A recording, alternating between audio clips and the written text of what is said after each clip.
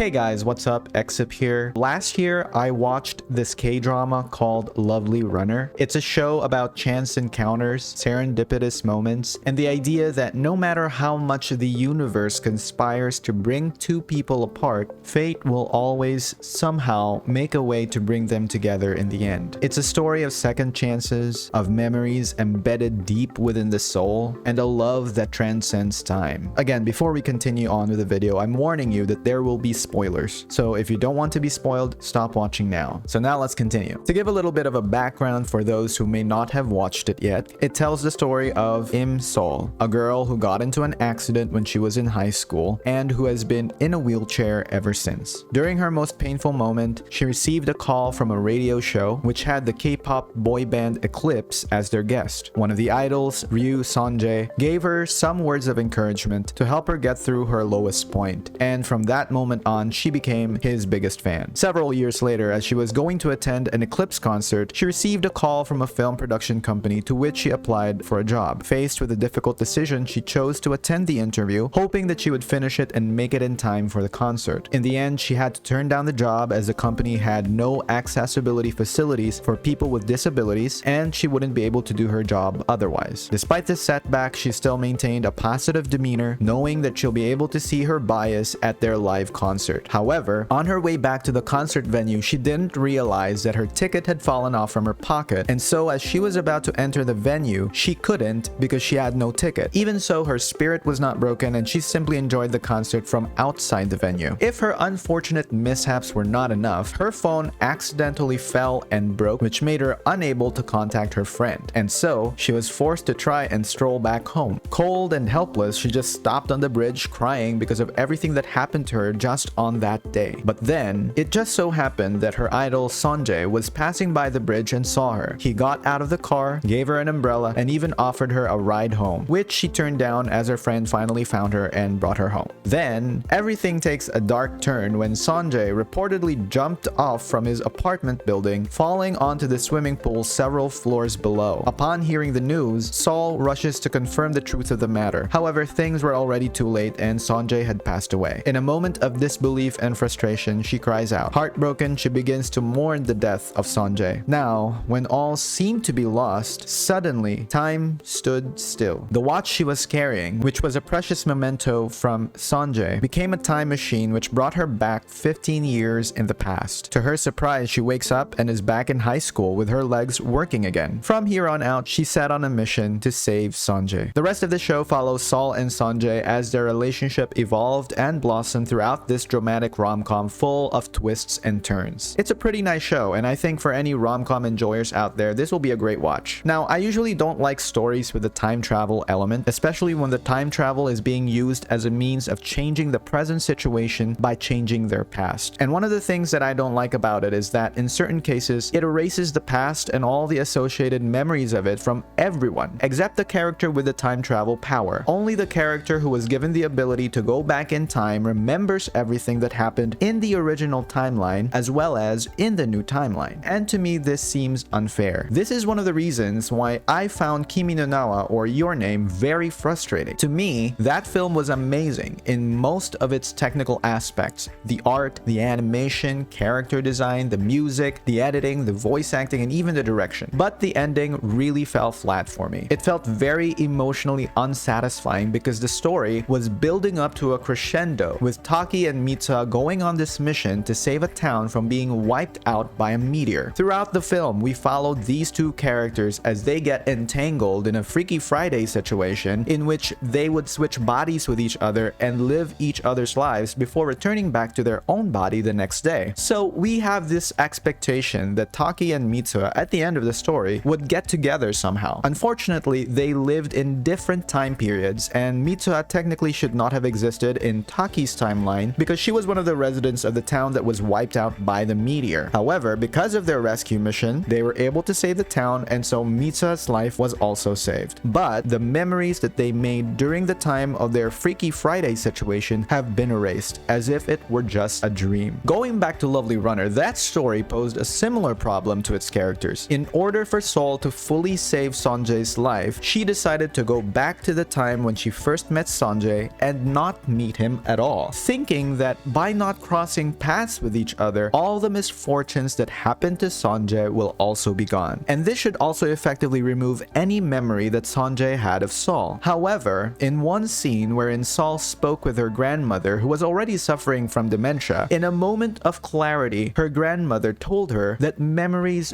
don't disappear. They are smeared into our soul. And that's why in the end, Sonjae recovered his memories from all the different moments when Sol traveled back in time and spent time with him. All of those memories came flooding back, and Sonjae was reunited with Sol. So if only Your Name had that one moment wherein both Taki and Mitsa actually remembered all of their memories and got reunited, instead of simply teasing the idea that they simply recognized each other from a deja vu moment, I think it would be one of my favorite romance movies of all time. However, that's not what happened, so I felt frustrated with it. For a time, I couldn't understand why that film did make me cry, no matter how emotional it was or how much it made other people cry. But now I know.